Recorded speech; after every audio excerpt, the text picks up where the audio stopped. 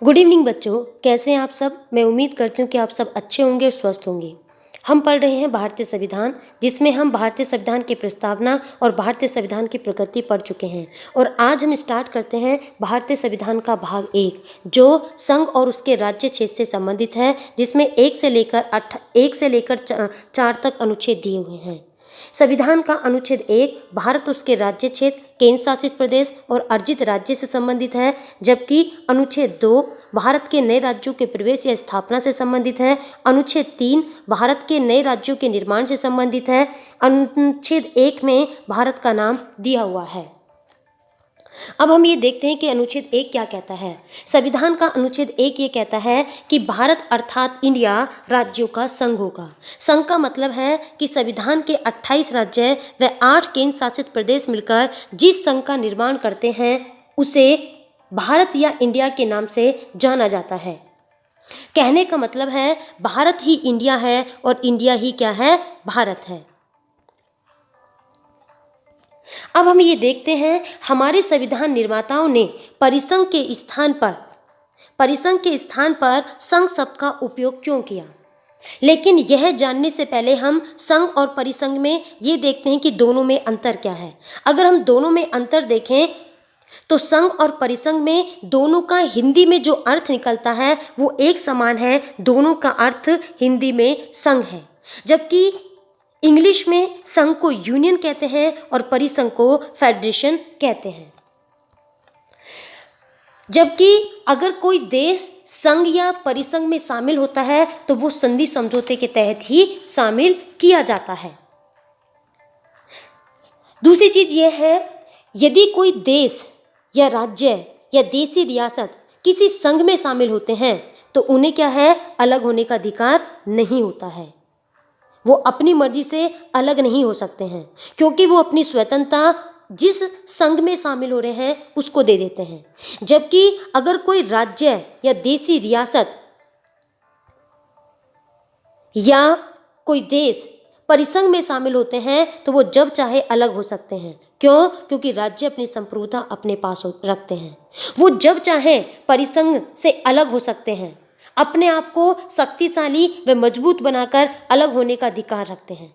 लेकिन जो आपका संघ है, संघ में अगर कोई देश, राज्य या देशी रियासत शामिल होते हैं तो उन्हें अलग होने का अधिकार नहीं होता है।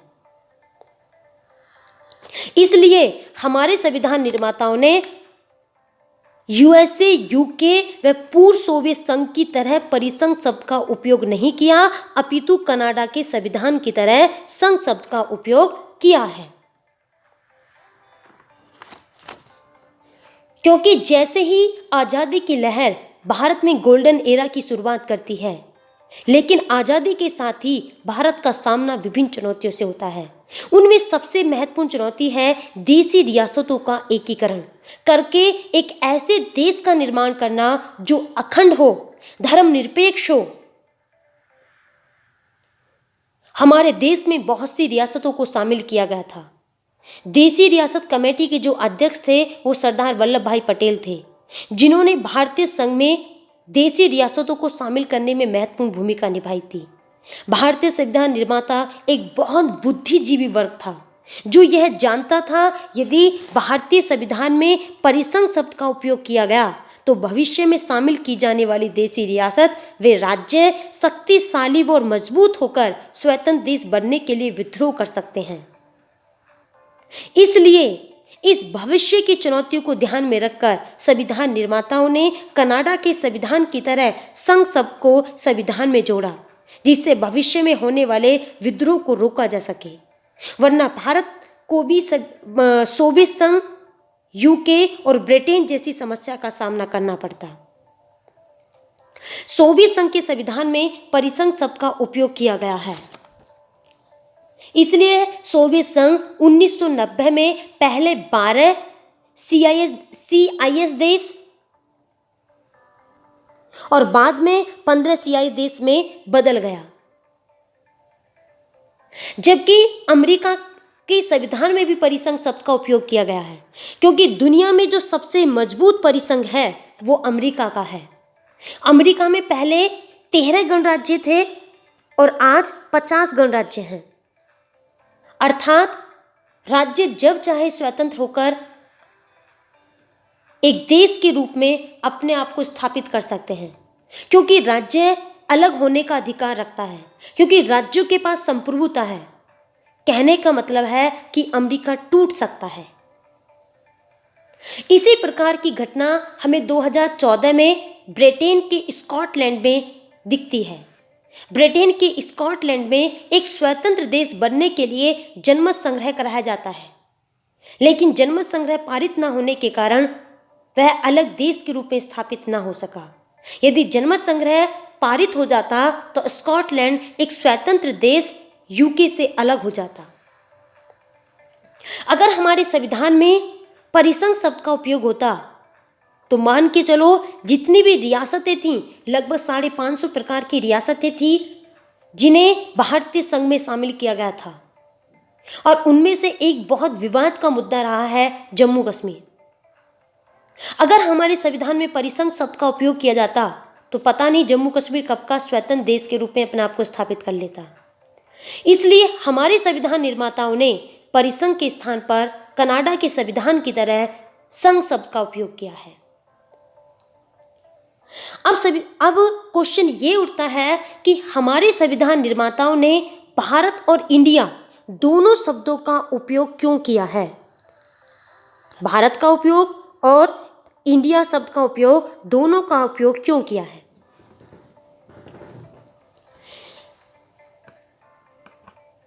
भारत और इंडिया दोनों शब्दों को संविधान में समावेशित करने के लिए बहुत विचार विमर्श किया गया। संविधान सभा में देश का नाम रखने पर बहुत विचार विमर्श हुआ, क्योंकि कहा गया कि देश का नाम हिंदुस्तान ना रखा जाए, क्योंकि देश में विभिन्न धर्मों के लोग रहते हैं। उन्हें देश को धर्मनिरपेक्ष भी बनाना था, जिसका अर्थ है कि राज्य का कोई धर्म नहीं होता है। देश में विभिन्न धर्म और जाति के लोगों में एकता और अखंडता को बनाए रखना था, क्योंकि जो भारत है वह भारतीय संस्कृति और रीति रिवाज का प्रतिनिधित्व करता है, जबकि इंडिया जो शब्द है वो आधुनिकता का प्रतीक है। इसलिए हमारे संविधान निर्माताओं ने भारत और इंडिया शब्द को स्थापित किया, दोनों को समावेशित किया, क्योंकि हमें अपनी भारतीय संस्कृति रीति रिवाजों का भी प्रतिनिधित्व करना था और साथ ही आधुनिकता के साथ भी अपने आप को स्थापित करना था। इसलिए दोनों का अनुसरण करते हुए भारत को गतिशील बनाया गया, ताकि एकता और अखंडता को भी समावेशित किया जा सके। इसलिए एक कारण क्या था, भारत और इंडिया शब्द को जोड़ा गया, क्योंकि हमें रीति रिवाजों को भी समावेशित करना था, भारतीय संस्कृति को भी समावेशित करना था और साथ के साथ आधुनिकता का प्रतीक भी बनाना था, और दोनों को समावेशित करते हुए भारत को एक गतिशील देश भी बनाना था, और साथ ही देश में एकता और अखंडता को भी बनाए रखने का प्रयास करना था। इसलिए संविधान निर्माताओं ने भारत और इंडिया शब्द का उपयोग किया। अब ये क्वेश्चन भी आता है कि दोनों का उपयोग किया। दूसरी चीज़ ये है कि अंग्रेजों ने देश में लगभग 200 सालों तक शासन किया, और अंग्रेजों ने देश में शासन करने के लिए जितने भी कानून और एक्ट बनाए उन सब में इंडिया शब्द का उपयोग किया जाता था।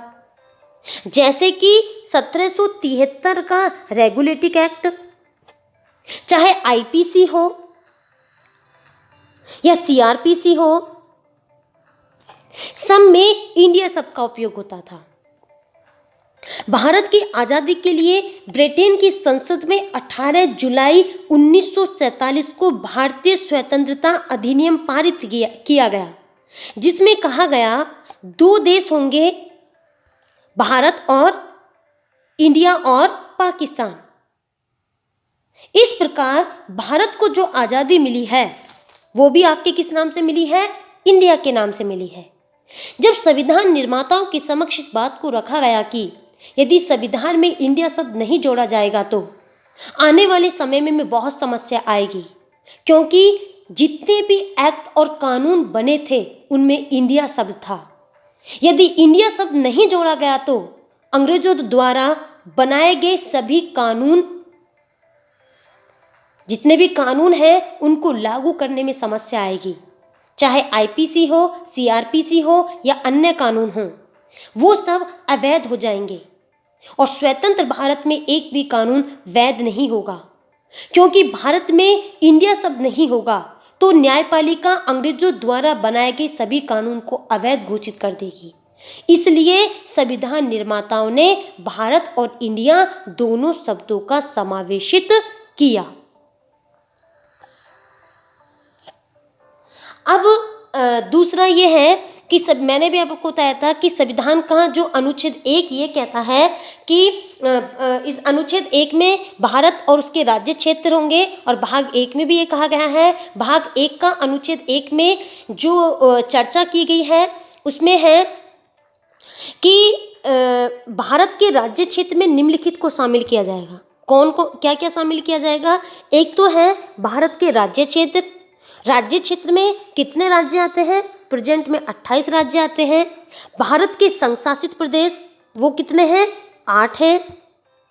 और ऐसे राज्य जो अर्जित किए गए हैं वो कितने हैं? 0 हैं, क्योंकि अर्जित राज्य अभी हमारे देश में एक भी नहीं है। अर्जित राज्य क्या है वो अभी हम बात करेंगे। तो इसलिए भारत के राज्य क्षेत्र, संघ शासित क्षेत्र और ऐसे राज्य जो अर्जित राज्य हैं उन सब का उल्लेख अनुच्छेद 1 में दिया गया है। कहने का मतलब है कि भारत में 3 प्रकार के राज्य क्षेत्र की चर्चा अनुच्छेद 1 में की गई है। अनुच्छेद 1 में है और पहली अनुसूची में कहा गया है। अब क्वेश्चन ये है कि अर्जित राज्य का मतलब क्या है? अर्जित राज्य का मतलब है ऐसा भारत का विवादित क्षेत्र जो किसी देश के नियंत्रण में है, और ऐसे क्षेत्र को जब भारत में शामिल किया जाएगा तो उसे अर्जित राज्य में शामिल किया जाएगा। जैसे जम्मू कश्मीर का 40% क्षेत्र पाकिस्तान के नियंत्रण में है, जिसमें से पीओके को पाकिस्तान के अधिकार में है, जिसे पाकिस्तान आजाद कश्मीर कहता है, लेकिन भारत इसे गुलाम कश्मीर कहता है। दूसरा है अरुणाचल प्रदेश का 1962 में कुछ क्षेत्र जो है आपका किसमें, चाइना के अधिकार में आ गया था। और तीसरा है पीओके में एक जो पाकिस्तान है, पाकिस्तान में कुछ क्षेत्र जो है अस्काई चीन के नाम से चीन को दे दिया है। तो ये जो क्षेत्र है चाहे आपका आज़ाद कश्मीर है, आज़ाद कश्मीर में ये वाला यह चाहे आपके अस्काई चीन है, और चाहे आपका अरुणाचल प्रदेश का क्षेत्र है, चाहे ये आपका कौन सा क्षेत्र है, आपका ये आज़ाद कश्मीर है, चाहे अस्काई चीन है, और चाहे आपके अरुणाचल प्रदेश का क्षेत्र है। तो ये अस्काई चीन पर किसका अधिकार है? चीन का। आज़ाद कश्मीर पर किसका अधिकार है? पाकिस्तान का। और अरुणाचल प्रदेश के कुछ क्षेत्र पर किसका अधिकार है? अरुणाचल प्रदेश का। तो ये जितना भी क्षेत्र है इसको जब भारत में यदि समावेशित किया जाएगा तो हम इसे किस में शामिल करेंगे? पार्ट 3 में। कौन से में? अर्जित क्षेत्र में। चाहे पीओके है या स्काई चीन है या अरुणाचल प्रदेश का वो क्षेत्र जो चीन के अधिकार में है, तो इसको हम किस में शामिल करेंगे? आपके अर्जित क्षेत्र में शामिल करेंगे।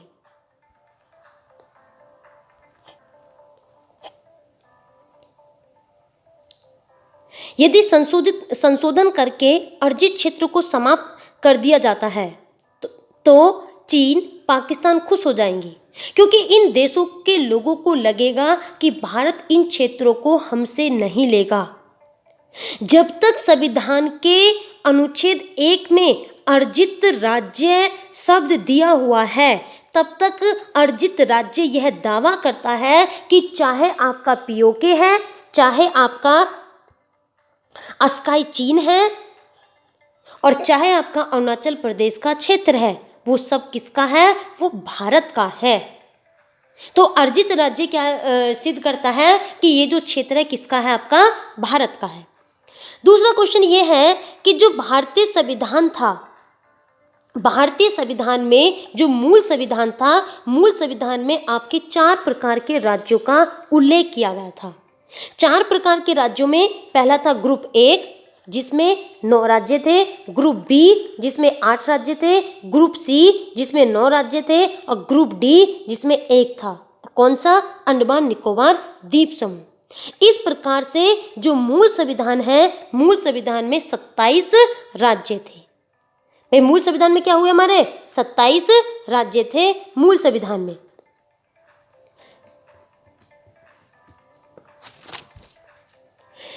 लेकिन उसके बाद जब संविधान लागू हो जाता है 1950 में लागू होने के बाद 7वां संविधान संशोधन अधिनियम होता है 1956 में। 7वां होता है, कब होता है? 1956 में। जब 1956 में 7वां संविधान संशोधन अधिनियम होता है तो ये जो 4 प्रकार के राज्य थे, group A, group B, group C और ग्रुप डी, इनको समाप्त कर दिया जाता है। और समाप्त करने के बाद जो है भारतीय संविधान में क्या रह जाता है? जो 3 प्रकार के राज्य हैं, 3 प्रकार के राज्य कौन कौन से हैं? आपका पहला है भारत के राज्य क्षेत्र जो कि 28 है, भारत के संघ शासित प्रदेश जो कि आपके 8 है और ऐसे राज्य क्षेत्र जो कि अर्जित किए जाएंगे।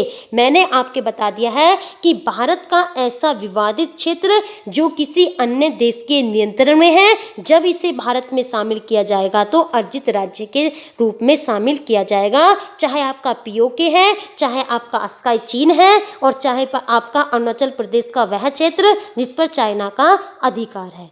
तो इस तरीके से अब प्रेजेंट में भाग 1 अनुच्छेद 1 में 3 प्रकार के राज्यों का उल्लेख किया गया है।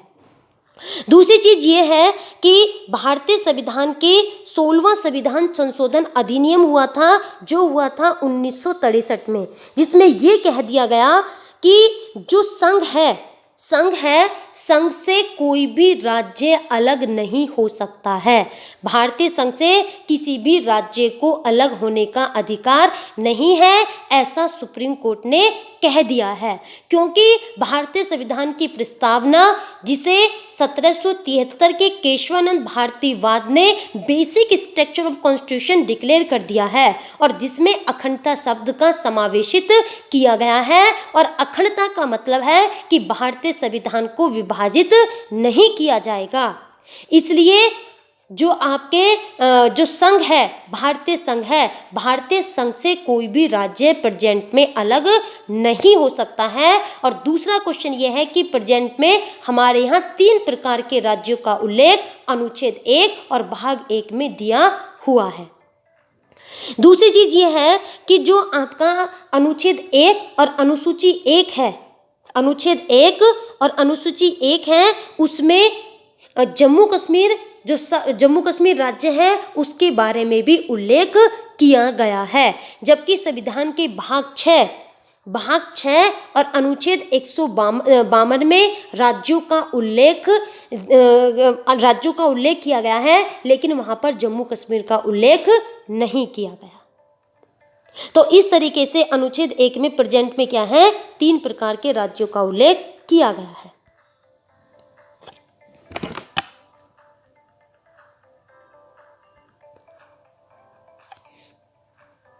अब हम बात करते हैं भारतीय संविधान के अनुच्छेद 2। जो अनुच्छेद 2 है वो नए राज्यों के प्रवेश या स्थापना से संबंधित है। अभी हम देखेंगे जो अनुच्छेद 3 है, अनुच्छेद 3 में नए राज्यों के निर्माण की बात अनुच्छेद 3 भी करता है और नए राज्यों की जो बात है वो आपका अनुच्छेद 2 भी करता है। तो दोनों में अंतर क्या है? दोनों में अंतर ये है कि अनुच्छेद 2 के माध्यम से अगर कोई विदेशी राज्य भारतीय संघ में शामिल होना चाहता है, या तो कोई विदेशी राज्य है या किसी विदेशी राज्य को अर्जित किया गया है, तो वो अगर भारतीय संघ में शामिल होना चाहता है तो वो अनुच्छेद 2 के माध्यम से शामिल होगा। कहने का मतलब है कि जो विदेशी राज्य भारतीय संघ में शामिल होगा या अर्जित राज्य भारतीय संघ में शामिल होगा, वह अनुच्छेद 2 के माध्यम से शामिल किया जाएगा। दूसरी चीज ये है कि जो आपका विदेशी राज्य को जो भारतीय संघ में शामिल किया जाएगा तो साधारण बहुमत से शामिल किया जाएगा। कहने का मतलब है, साधारण बहुमत का मतलब है कि जो आपकी लोकसभा है और आपकी राज्यसभा है, लोकसभा और राज्यसभा के, आपकी लोकसभा के और प्लस आपकी राज्यसभा के प्रेजेंट जो प्रेजेंट हैं और वोट कर रहे हैं उनका 50+1 और प्रेजेंट प्लस वोट करने वालों का 50+1 के माध्यम से, और इसे हम क्या कहते हैं, साधारण बहुमत कहते हैं, इसके माध्यम से भारतीय संघ में शामिल किया जा सकता है। लेकिन अगर किसी विदेशों को हम भारतीय क्षेत्र देते हैं, अगर हम विदेशों को कोई भारतीय क्षेत्र देंगे तो वो किसके माध्यम से दिया जाएगा, आपके विशेष बहुमत के माध्यम से दिया जाएगा। यानी कि अगर हम कोई क्षेत्र लेंगे तो किसके माध्यम से लेंगे, साधारण बहुमत के माध्यम से लेंगे। जब हम किसी को क्षेत्र देंगे तो विशेष बहुमत से देंगे। विशेष बहुमत का मतलब है कि जो आपका लोकसभा और राज्यसभा है, लोकसभा का प्रेजेंट प्लस वोटिंग का 2/3 और राज्यसभा का भी प्रेजेंट प्लस वोटिंग का 2/3 के माध्यम से जब पारित हो जाएगा और पारित होने के बाद राष्ट्रपति उस पर अपनी परमिशन देगा तो उसके बाद हम विदेशों को कोई क्षेत्र दे सकते हैं। जबकि अगर हम विदेशों से कोई क्षेत्र लेंगे तो वो हम कैसे लेंगे, साधारण बहुमत से। जब हम लेते हैं तो साधारण बहुमत से और जब हम देते हैं तो विशेष बहुमत से। तो कहने का मतलब है कि अनुच्छेद 2 में विदेशी राज्यों को शामिल करना और भारतीय क्षेत्र को विदेशों को देने के बारे में जो उल्लेख किया गया है वो अनुच्छेद 2 के माध्यम से किया गया है। फॉर एग्जाम्पल, अभी हमने बांग्लादेश को कुछ क्षेत्र दिया है, यानी कि बांग्लादेश को भारत की कुछ बस्तियां हमने दी हैं और बांग्लादेश की कुछ बस्तियों को भारत में हमने एंट्री ली है, यानी कि कुछ भारत का क्षेत्र दिया गया है, बांग्लादेश को दिया गया है और बांग्लादेश से कुछ क्षेत्र हमने लिया है। तो ये कौन से अनुच्छेद के माध्यम से लिया और दिया गया है, तो वो है अनुच्छेद 2 के माध्यम से। तो कहने का मतलब है कि अनुच्छेद 2 जो है विदेशों को कोई क्षेत्र देता है और विदेशों से कोई क्षेत्र लेता है। लेकिन जब हम विदेशों को कोई क्षेत्र, विदेश है उनको कोई क्षेत्र हम लेते हैं तो साधारण बहुमत से, जबकि हम विदेशों को कोई क्षेत्र देते हैं तो वो हम देते हैं विशेष बहुमत से।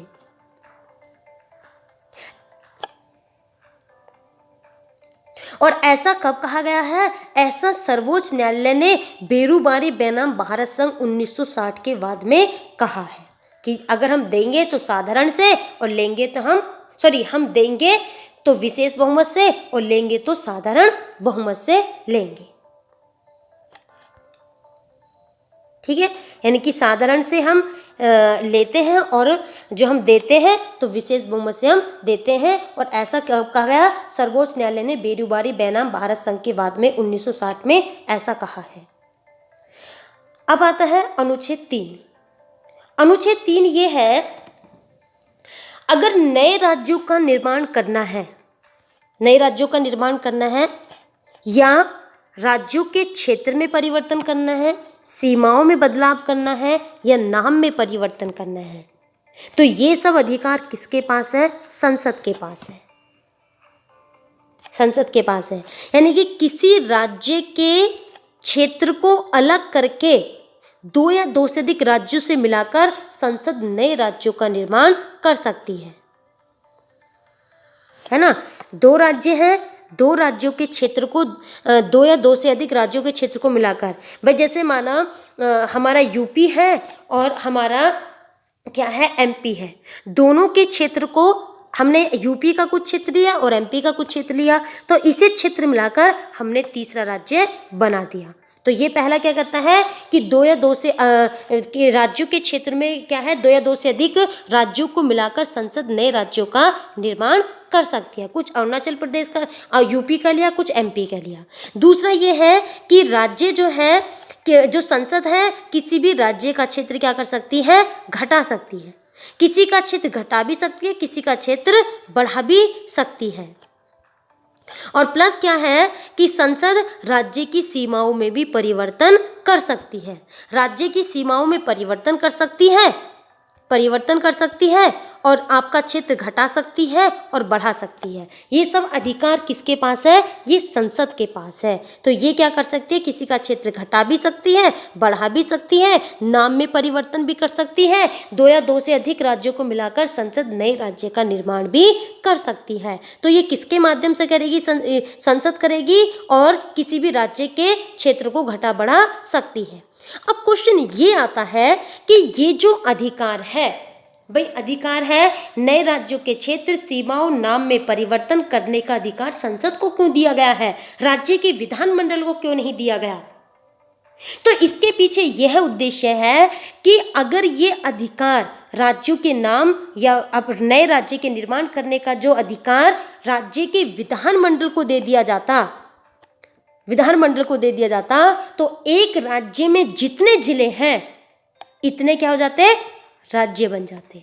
इसलिए संविधान निर्माता इस बात को बहुत अच्छे से जानते थे, तो इसलिए उन्होंने ये अधिकार किसको दिया है? वो भारतीय संसद को ये अधिकार दिया है।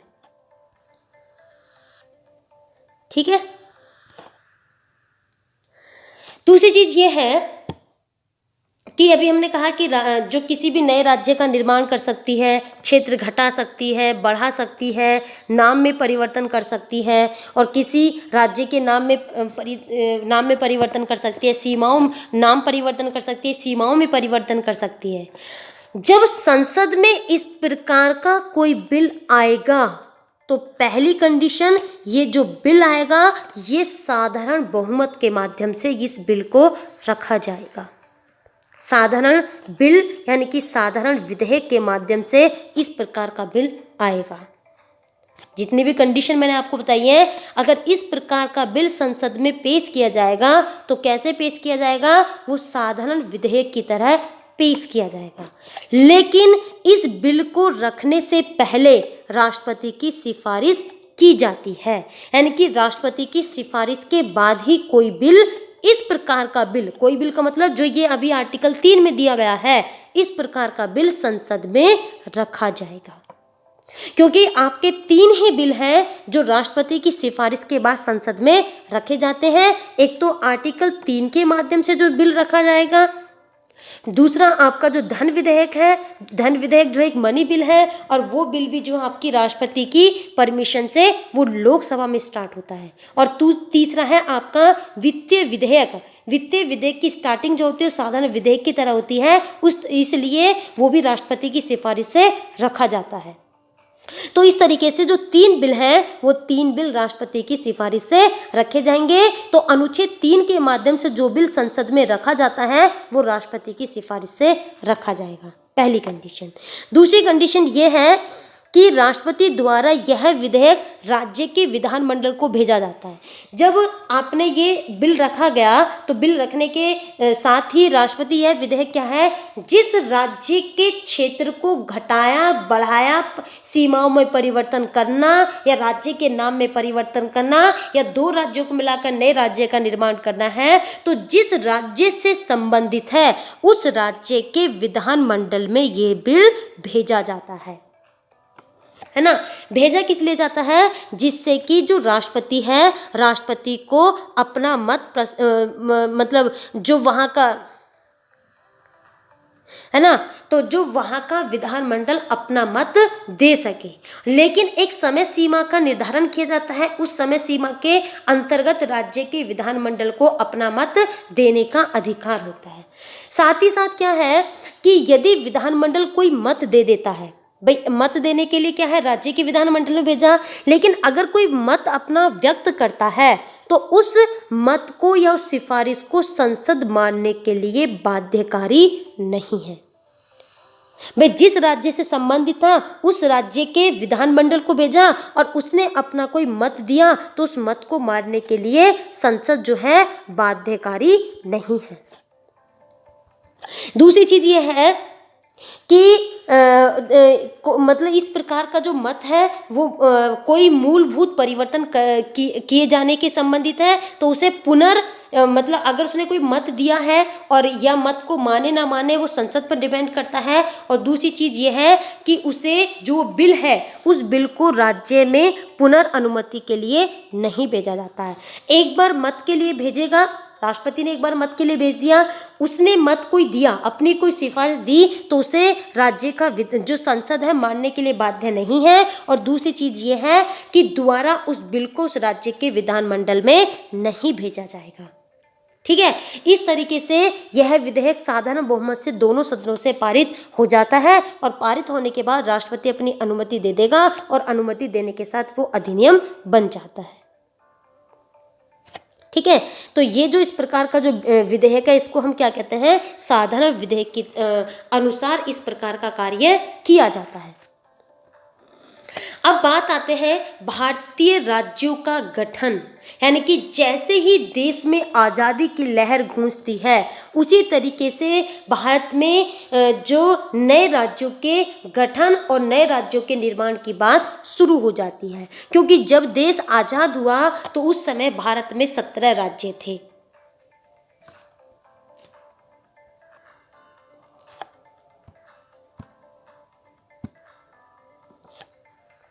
जब देश आज़ाद होता है तो देश आज़ाद होने के बाद आज़ाद भारत में 2 प्रकार की राजनीतिक इकाइयाँ थीं। 2 प्रकार की राजनीतिक इकाइयाँ थीं, उनमें एक थी देसी रियासतें, और देसी रियासतें लगभग भारत में 550 प्रकार की थीं। दूसरे थे ब्रिटिश सरकार के अधीन जो है भारत के प्रांत। ब्रिटिश सरकार के अधीन जो है भारत के प्रांत थे।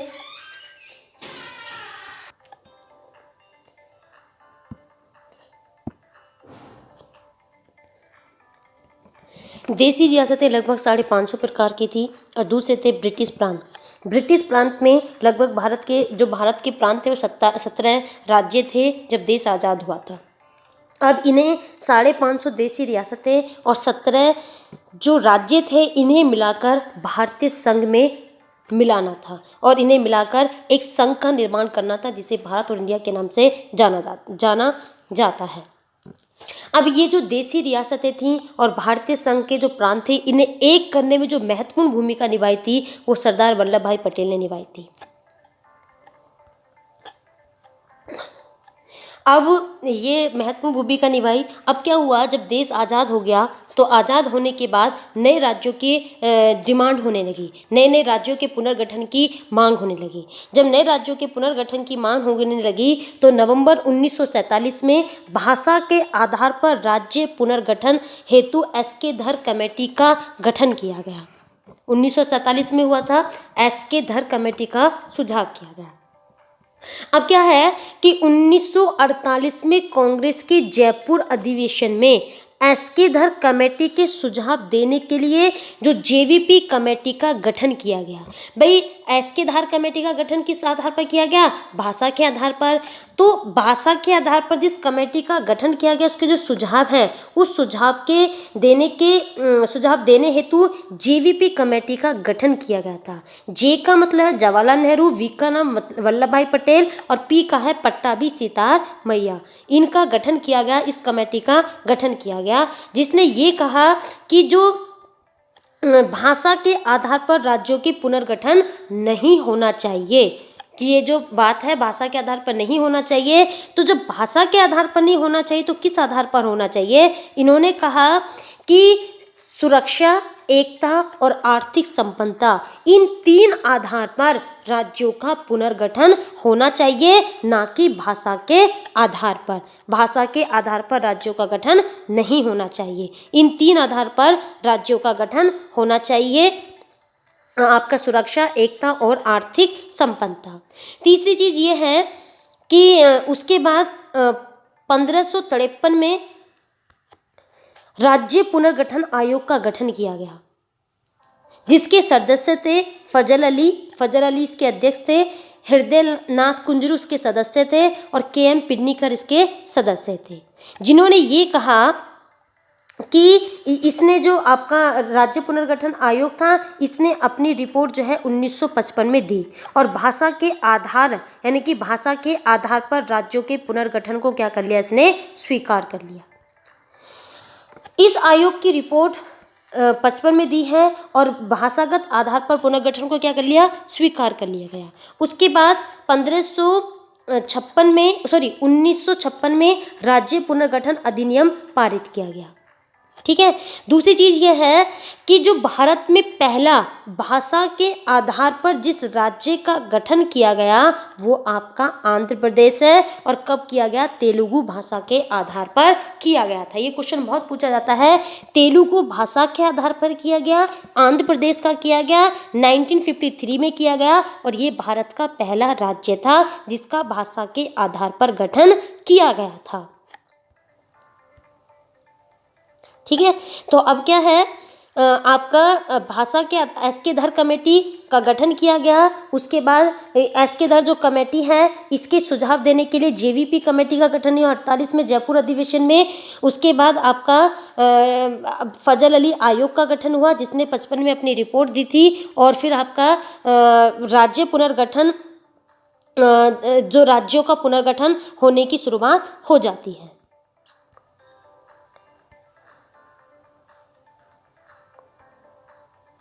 ठीक है।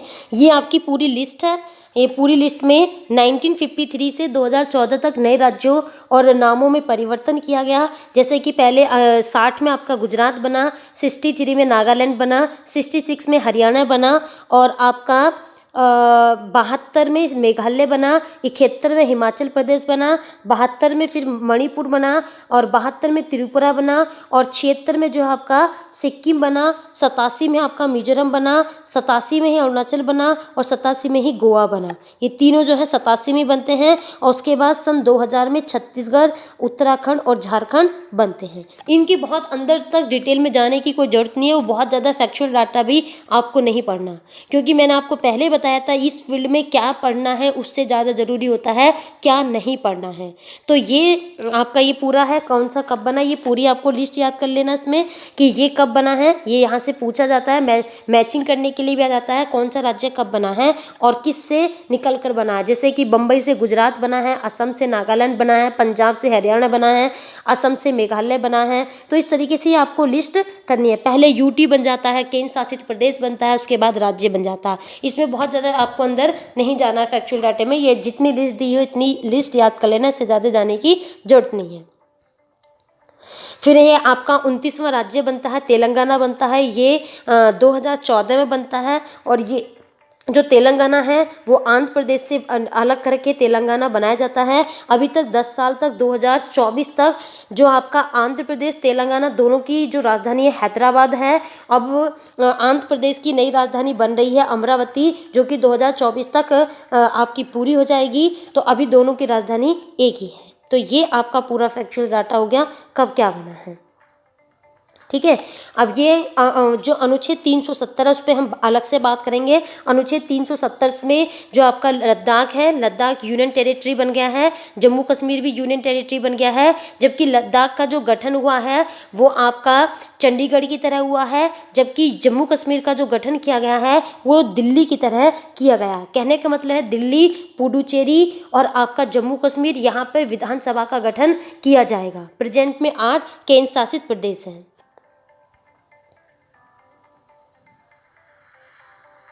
अनुच्छेद 370 पे हम अलग से बात करेंगे। यहाँ मैंने थोड़ा सा वैसे डाटा दे दिया है कि अब प्रेजेंट में 28 राज्य हैं और जो आपके केंद्र शासित प्रदेश है वो 8 हैं। अब 8 बचे हैं।